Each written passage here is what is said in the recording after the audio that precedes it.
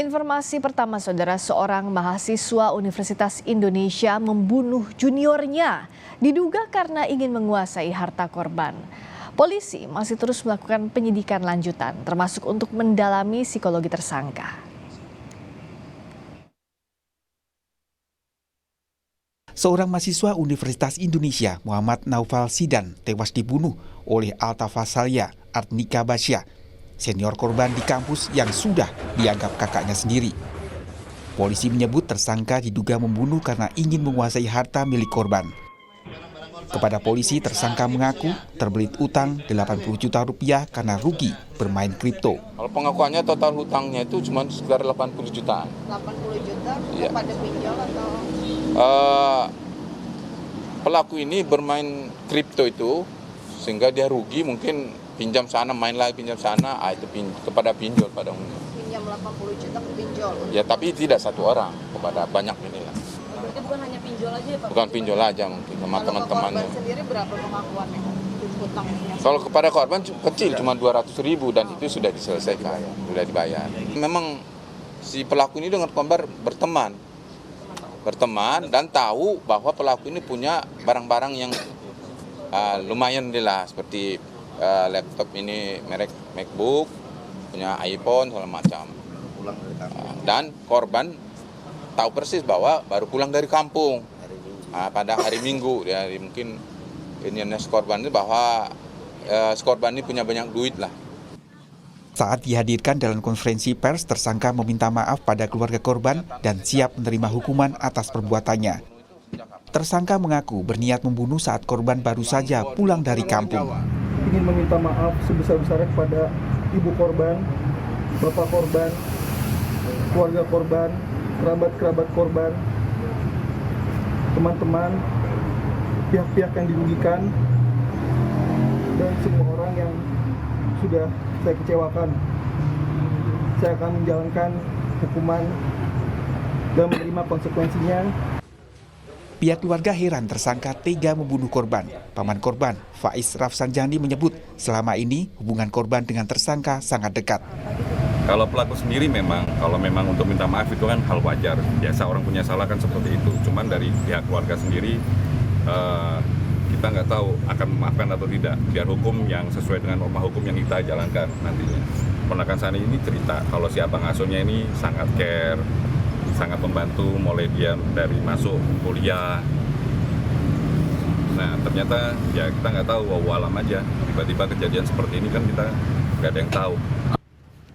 Kriminolog dari Universitas Indonesia, Adrianus Meliala, mengatakan motif pembunuhan tak hanya karena tersangka butuh uang akibat terlilit utang. Adrianus menduga ada motif lain seperti iri dan merasa superior untuk menguasai korban yang merupakan juniornya. Kenapa faktornya internal eksternal ya, soal terhimpit utang itu adalah yang eksternal, tapi juga pada saat yang lain juga ada hal-hal internal.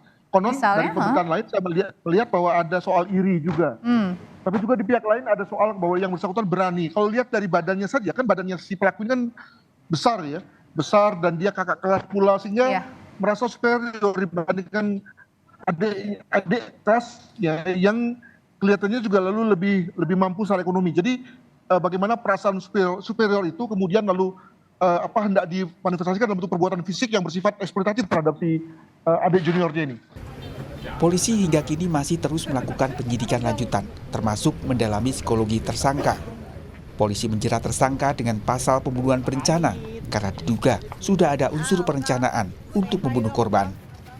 Tim Liputan Kompas TV. Apakah kemungkinan ada motif lain dalam kasus pembunuhan mahasiswa Universitas Indonesia oleh seniornya? Kita akan berbincang dengan Ketua Umum Asosiasi Psikologi Forensik, Nathanael Sumampo, dan juga paman korban, Faiz Rafsanjani. Selamat malam, Pak Faiz, Pak Nathanael. Selamat malam, Mbak Friska. Selamat malam Mbak Friska. Selamat malam untuk Pak Faiz. Kami ucapkan turut berbelasungkawa sedalam-dalamnya untuk keluarga. Terima kasih banyak atas waktunya Pak Faiz. Terima kasih Mbak. Kalau dari pihak keluarga saat ini melihat penyidikan polisi sudah sesuai dengan yang diharapkan Pak Faiz? Terima kasih Kompas dan Mbak Friska waktunya.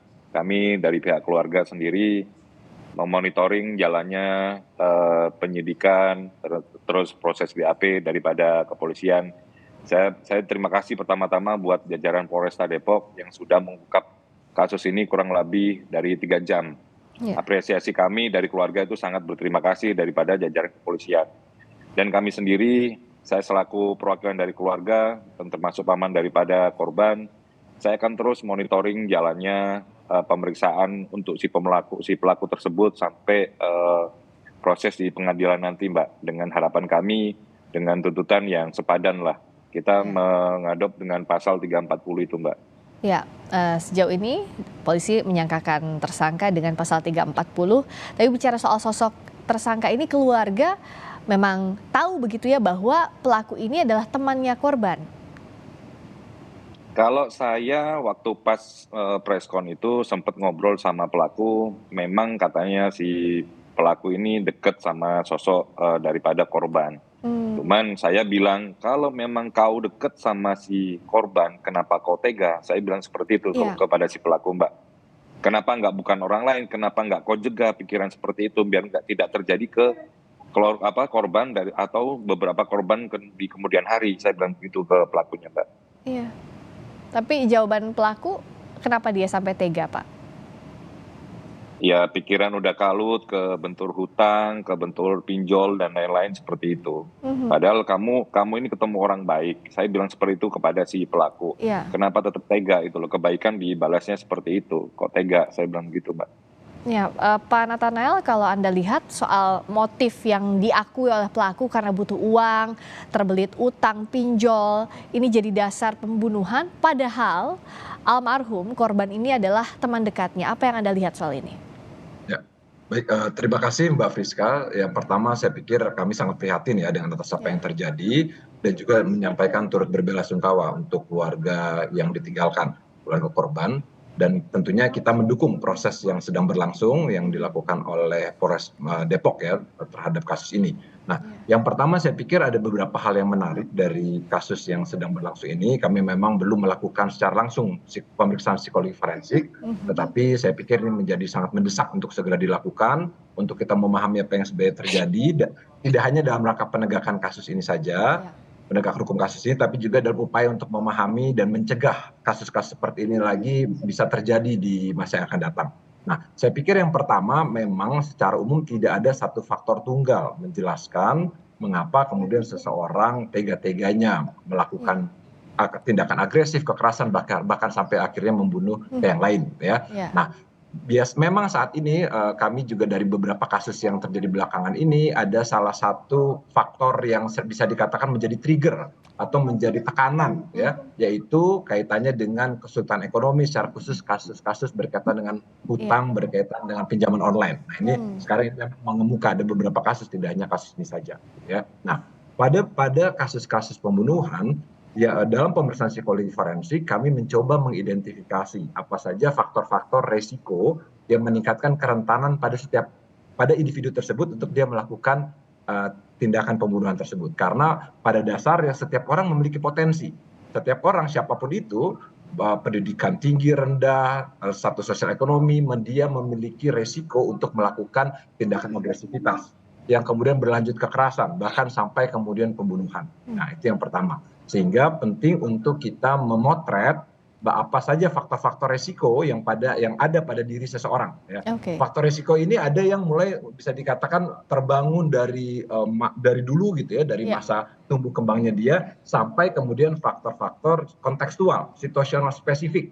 Nah, kira-kira seperti itu. Jadi saya pikir kita perlu melihat secara lebih lengkap gitu helikopter view, tetapi memang tidak ada satu faktor tunggal. Kesulitan ekonomi pinjol itu bisa dikatakan faktor yang mencetus ya, dia menjadi trigger. Dan bukan satu-satunya faktor begitu ya, Pak Nathanael? Bukan satu-satunya faktor, ya. Kira-kira seperti itu. Kalau dari keluarga, Pak Faiz, pelaku bilang kan mengenal dekat almarhum. Tapi kalau dari almarhum, dari korban sendiri, apakah pernah cerita ke keluarga soal sosok pelaku ini? Kalau sosok pelaku, korban tidak pernah cerita ke kami, Mbak. Ke keluarga tidak pernah cerita. Cuman pas kemarin cuman si pelaku aja ngobrol itu kenal dekat sama korban, Mbak. Demikian. Oke. Dan kalau keluarga awalnya curiga bahwa korban ini jadi korban pembunuhan begitu seperti apa? Apakah tidak bisa dihubungi atau seperti apa komunikasi dari korban ke keluarga ini, Pak Faiz? Sebelumnya adik daripada korban menanyakan kabar si korban, si kakaknya itu melalui pesan WhatsApp, Mbak. Oke, adiknya ini Setelah tinggalnya di itu Lumajang? di Probolinggo, Oh, di adiknya Probolinggo. Oke. Karena orang tuanya asli Lumajang, cuman dinas PNS di Probolinggo, Mbak. Oh, Demikian. baik.